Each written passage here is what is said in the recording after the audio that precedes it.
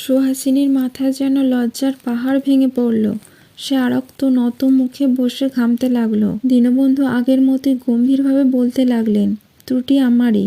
তখনই এই বিষয়ে আমার সবিশেষ অনুসন্ধান করা উচিত ছিল, কিন্তু ভুল যখন হয়ে গেছে তখন তো আর উপায় নেই। মনে করো আমরা আবার সে আগের দিনে ফিরে গেছি। আমি তোমাকে জিজ্ঞাসা করছি, আমার বাবাটি কীরকম হলে তোমার পছন্দ হয়? তুমিও সেদিনকার মতো মন খুলে সরলভাবে উত্তর দাও দেখি। সুহাসের চক্ষু বুজে আসছিল, গলাও প্রায় বুজে গিয়েছিল। সে ক্ষীণ কণ্ঠে বলল, আমি ওসব কিছু জানি না। দীনবন্ধু বললেন, জানো নিশ্চয়ই, কিন্তু লজ্জায় বলতে পারছো না। লজ্জা কি মা? তোমার মন না জেনে তো আমরা কিছু করতে পারি না। কিন্তু আর যে জামাই না হলে আমাদের চলছে না। নাও মুখ তুলে আমার পানে তাকাও দেখি, বলে সস্নেহে তার চিবুক ধরে মুখ তুলতে গেলেন। প্রত্যুতই সুহাস হেঁট হয়ে তার জানুর মধ্যে মুখ লুকিয়ে অস্ফুট স্বরে বলল, না, আমি কিছু বলতে পারবো না কাকাবাবু। পাগল মেয়ে, এত লজ্জা? দীনবন্ধুবাবু মনে মনে খুশি হলেন। আস্তে আস্তে তার মাথায় হাত বুলিয়ে বললেন, আচ্ছা, কীরকম বর চাই তা তোমাকে বলতে হবে না, আমি না হয় বলছি। একটি ছেলেকে আমার আর তোমার বাবার দুজনেরই খুব পছন্দ হয়েছে। তুমিও তাকে চেনো। সভয়ে সুহাসিনী মুখ তুলল, কিন্তু তার সম্বন্ধে তোমার মনের কথা কি তা না জানা পর্যন্ত আমরা কিছু করতে পারছি না। ছেলেটির নাম কিশোর। বিদ্যুৎ বেগে আবার সুহাস তার জানুর মধ্যে মুখ লুকালো। দীনবন্ধুবাবু ভিতরে ভিতরে সবই বুঝছিলেন, কিন্তু এই কন্যাপ্রতিম মেয়েটির প্রথম অনুরাগের সলজ্জ মধুটুকু উপভোগ করবার লোভ সংবরণ করতে পারছিলেন না। তাই এতক্ষণ নানা ছলে চাতুর্যের মাধ্যমে এই হৃদয়ের সলজ্জ মাধুর্যটি নিজের পরিণত বয়সের দ্বারা সানন্দে আস্বাদন করছিলেন। তিনি জোর করে সুহাসের মুখ তুলে ধরে বললেন, এবার তো সুহাস মাই হ্যাঁ না যা হোক একটা উত্তর দিতে হবে। আর তো চুপ করে থাকা চলবে না। কিশোরের সম্বন্ধে তোমার মনের কথাটি কি আমাকে চুপি চুপি বলে ফেলো দেখি। সুহাস উত্তর দিল না, চোখ বুজে রইল। বলবে না? আচ্ছা, চোখ খুলে চাও, তাও না? তবে তো ভারী মুশকিল। কিশোর বেচারার ভাগ্য পরীক্ষা তাহলে হয় কি করে? ভ্রু কুঞ্চিত করে দীনবন্ধুবাবু যেন কি চিন্তা করলেন। আচ্ছা, এক কাজ করা যাক। ছেলেবেলার যে খেলা আমি এখনও ভুলিনি, তোমারও নিশ্চয়ই মনে আছে। এই আমি চোখ বুজে রইলাম। তোমার উত্তর যদি হ্যাঁ হয় তাহলে একটা চুম খাবে, আর যদি না হয় তাহলে একটা চিমটি কাটবে। কি বলো? ব্যাস, এইবার আমি চোখ বুজলাম। দীনবন্ধুবাবু সুহাসিনীকে ছেড়ে দিয়ে চোখ বুজে রইলেন। কিছুক্ষণ কিছুই হলো না। তারপর সহসা নিজের কপালে অশ্রুধারার মৃদু স্পর্শে তাড়াতাড়ি চোখ খুলে দেখলেন সুহাস বিদ্যুতের মতো ঘর ছেড়ে পালিয়েছে। সুহাস, সুহাস মাই ডাকাডাকি কোনোই ফল হলো না। সুহাস তখন নিজের ঘরের সশব্দে দরজা বন্ধ করে দিয়েছে। বিনয়বাবু লাইব্রেরি ঘর থেকে শঙ্কিতভাবে গলা বাড়িয়ে জিজ্ঞাসা করলেন, কি হলো? দীনবন্ধুবাবু আবার আগের মতোই গম্ভীরভাবে বললেন, ভয় নেই, আপনি আসুন। আমার যতদূর মনে হয় কিশোরকে বিয়ে করতে সুহাস মায়ের আপত্তি হবে না। বিনয়বাবু প্রফুল্ল হয়ে বললেন, যাক, এদিকে তাহলে আর কোনো গণ্ডগোল নেই। এখন কিশোরের কাছে কথাটি তুলতে পারলে। পকেট থেকে ঘড়ি বের করে দীনবন্ধু বললেন, সেটা আজ বিকেলবেলা করলেই হবে। আমার কলেজের বেলা হয়ে গেছে, আমি আর বসতে পারবো না। উঠলাম।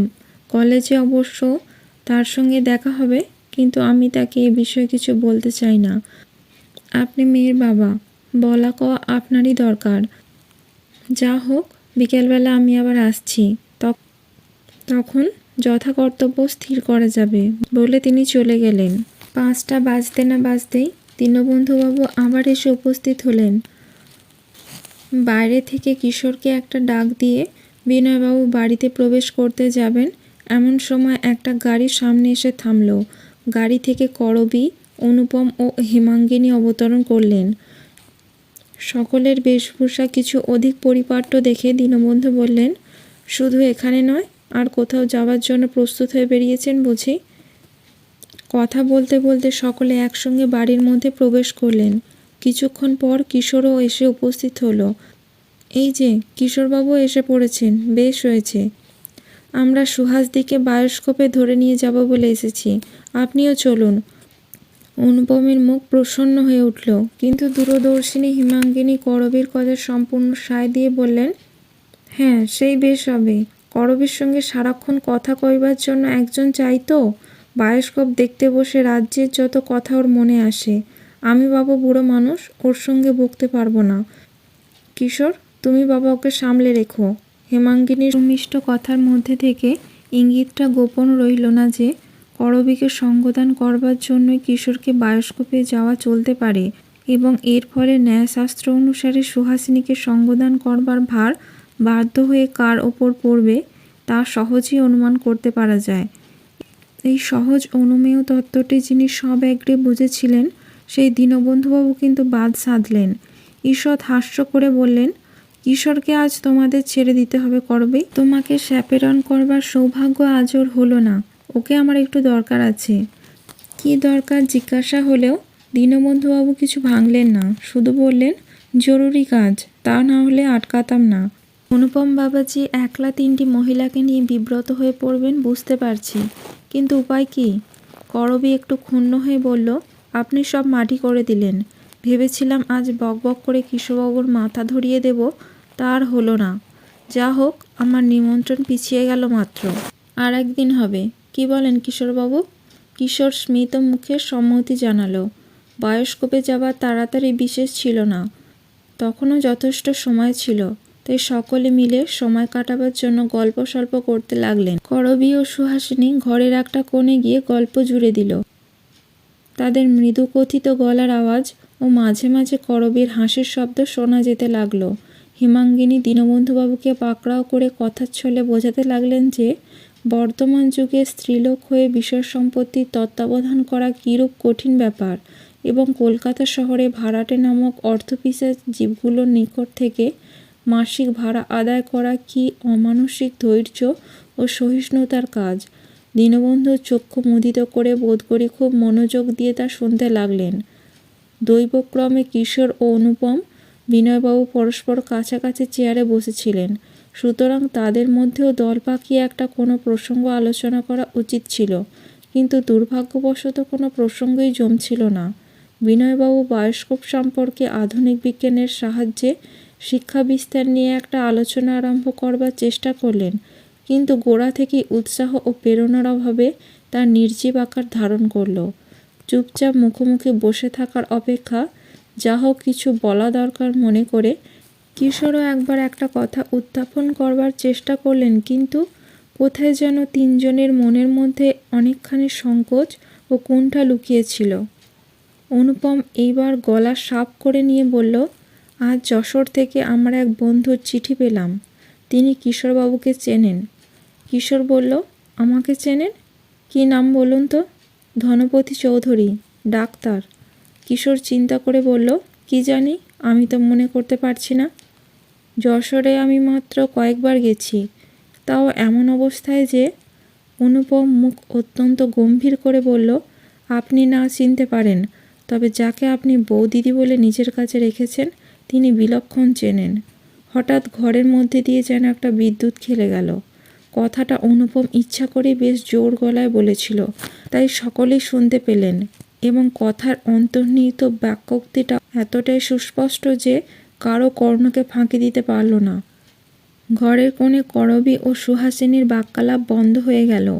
দীনবন্ধুবাবু চোখ খুলে সোজা হয়ে বসলেন। বিনয়বাবু ফ্যালফ্যাল করে অনুপমের মুখের দিকে তাকিয়ে রইলেন। কেবল হেমাঙ্গিনী ক্ষণিকের জন্য নীরব হয়ে যেন কিছুই হয়নি এমনভাবে দীনবন্ধুর উদ্দেশ্যে আবার কথা বলতে শুরু করলেন।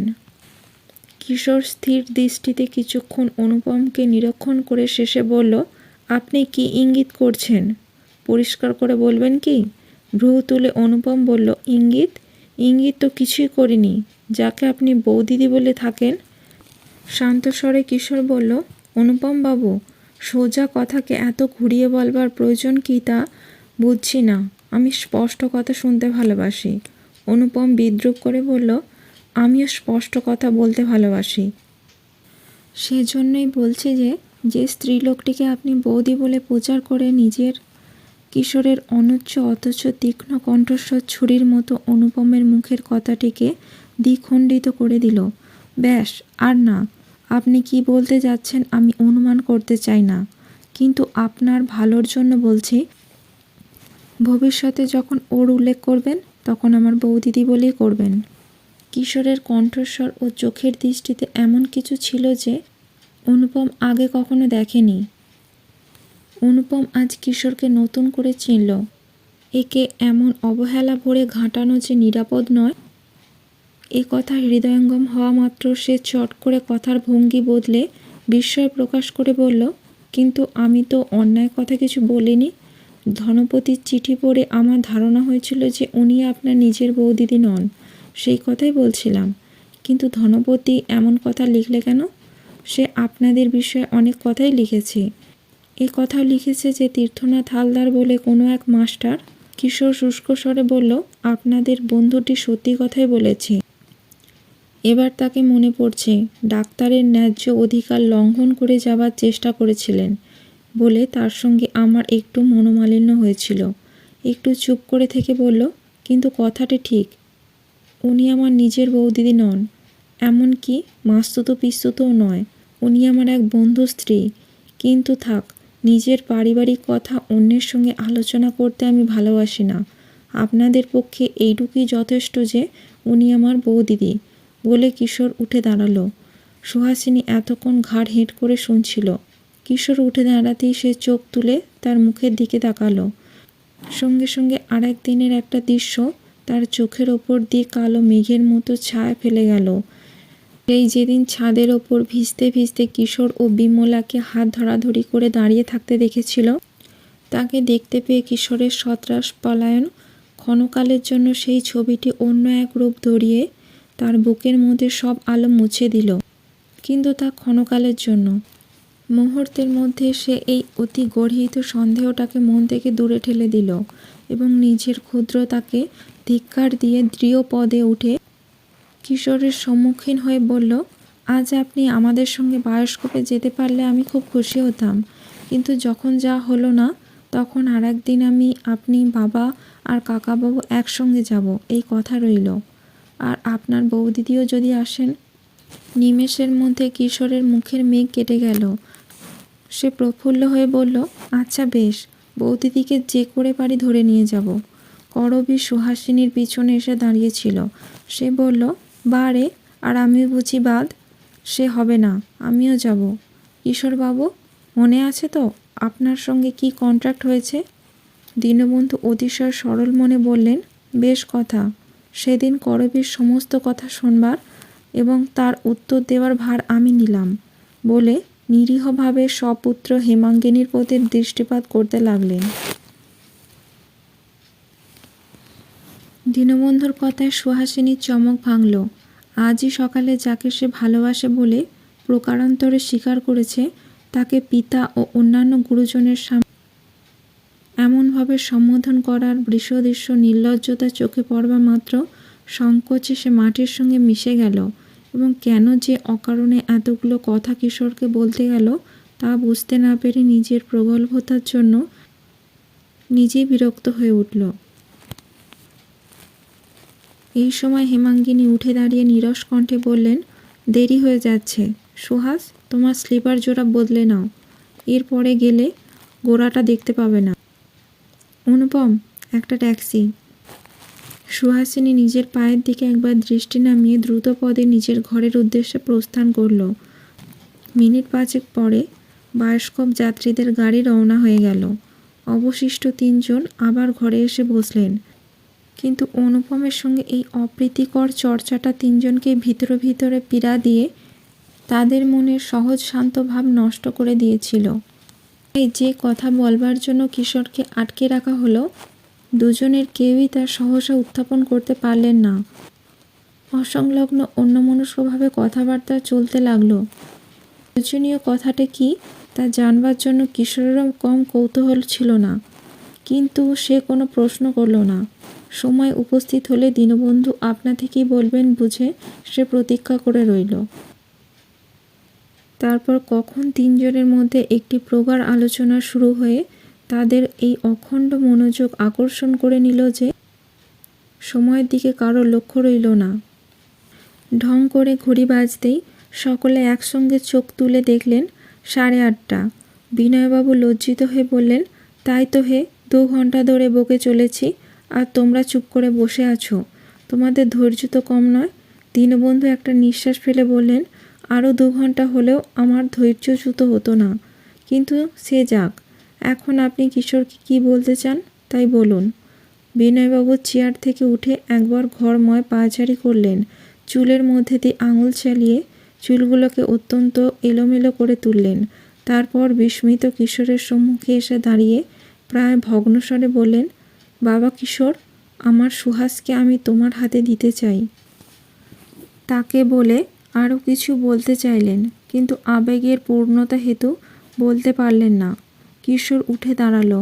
এত অপ্রত্যাশিত, এমনই অচিন্তনীয় এই প্রস্তাব যে কিশোরের মাথা ঘুরে গেল। হৃৎপিণ্ড গলার কাছে এসে সবেগে স্পন্দিত হতে লাগলো এবং মুহূর্তের জন্য ঘূর্ণিমান পৃথিবীটা তার চোখের সামনে থেকে লুপ্ত হয়ে গেল। কেবল সেই শূন্যতার কেন্দ্রস্থলে একখানি স্মিত সলজ্জ সুকুমার সুন্দর মুখ তার দিকে তাকিয়ে হাসতে লাগলো। তারপর আনন্দের বন্যার মতো এই অনুভূতি তার হৃদয়ের ওপর দিয়ে প্রবাহিত হয়ে গেল যে তার নিভৃত অন্তর্যামী এই বস্তুটিকেই এতদিন একান্তভাবে কায়মনোবাক্যে কামনা করছিল, কিন্তু এত নিগূঢ় সে কামনা যে কোনোদিন তাকে নিজের মনে স্পষ্ট করে রূপ দেবার সাহস হয়নি তার। সে নিজের কণ্ঠস্বর যথাসাধ্য সংযত করে বলল, কিন্তু তিনি কি? দীনবন্ধুবাবু হাত বাড়িয়ে তার হাতে একটা চাপ দিয়ে বললেন, হ্যাঁ। তার মত না নিয়ে কিছু করা হয়নি। এইবার কিশোরের সমস্ত স্নায়ুশিরা পূর্ণ করে অনির্বাচনীয় সুখের একটা শিহরণ বয়ে গেল। সুহাস নিজের ইচ্ছা প্রকাশ করেছে, সে তাকে চায়। হয়তো মনে মনে অনেক দিন থেকেই। প্রেয়সী নারীর হৃদয় জয় করার যে গর্ব, তা কিশোরের মুখখানাকে উদ্ভাসিত করে দিল। সে সহাস্যে মুখ তুলে বলল, তবে আর আমাকে জিজ্ঞাসা করছেন কেন? আমি আর কি বলবো? আপনাদের ইচ্ছাই আমার কাছে আদেশ। বিনয়বাবু কম্পিত স্বরে বললেন, বেঁচে থাকো বাবা, দীর্ঘজীবী হও। কিশোর নত হয়ে তাকে প্রণাম করল। দীনবন্ধু পায়ের কাছে মাথা নোয়াতে তিনি সবলে তাকে আলিঙ্গন করে বললেন, কিশোর, এতদিন তুমি আমার ছাত্র সহকর্মী ছিলে, এবার তোমার পদবি বদলে গেল। জানো তো, সুহাসমাই আমার মা। কিছুক্ষণ পরে দীনবন্ধু বললেন, তাড়াতাড়ি কিছু নয়, শ্রাবণ মাস তো শেষ হয়ে এলো, মাঝে অজ্ঞান মাসও বাদ যাবে। সে মাঘ ফাল্গুনের আগে কিছু হচ্ছে না, কিন্তু এদিকে কাজকর্ম সব এগিয়ে রাখা ভালো। তোমার বাবাকে চিঠি লিখে তারপর তার কাছে গিয়ে সব ঠিকঠাক করতে হবে। সাহেব মেমের ব্যাপার তো নয় যে শেষবার একবার নিমন্ত্রণপত্র দিলেই চলবে। বলা যায় না, তোমার বাবা হয়তো বরপণ দাবি করতে পারেন। তোমরা কুলীন বটে তো? বলেই হাসতে লাগলেন। কিশোরের কাছ থেকে কিন্তু এই হাসির জবাব এলো না। সহসা তার মুখখানা অত্যন্ত শুষ্ক ভাব ধারণ করল। ক্ষণকাল চুপ করে থেকে সে ধীরে ধীরে বলল, বাবাকে জানানো কি আবশ্যক? দীনবন্ধু বিস্মিত হলেন। কিশোরের মনের ভাবটা ঠিক বুঝতে পারলেন না। তিনি জানতেন যে কিশোরের পিতা দ্বিতীয়বার বিবাহ করেছেন ও প্রথম পক্ষের ছেলের প্রতি তার স্নেহ কিছুটা আলগা হয়ে পড়েছে, কিন্তু তাই বলে বিবাহের সময় তাকে সংবাদ পর্যন্ত দেওয়া হবে না, এই বা কী করে সম্ভব? তিনি বললেন, আবশ্যক নয়? বলো কি হে, তিনি যে বরকর্তা, তিনি যতদিন আছেন ততদিন তুমি যে কেউ নও। তার অনুমতি যে সর্বাগ্রে চাই। অবশ্য তুমি সাবালক স্বাধীন, বাপের গলগ্রহ নও, সেসব আমি জানি, কিন্তু আমাদের সমাজে এই প্রথাটা অনাদিকাল থেকে চলে আসছে। না করলে তাকে অসম্মান করা হবে যে। কিন্তু তিনি হয়তো কথা শেষ না করে একটা দীর্ঘ নিঃশ্বাস চেপে কিশোর উঠে দাঁড়ালো। দীনবন্ধুর দিকে ফিরে আস্তে আস্তে বলল, এ বিষয়ে আমার কিছু বলা উচিত নয়। আপনারা যা ভালো বুঝবেন করবেন।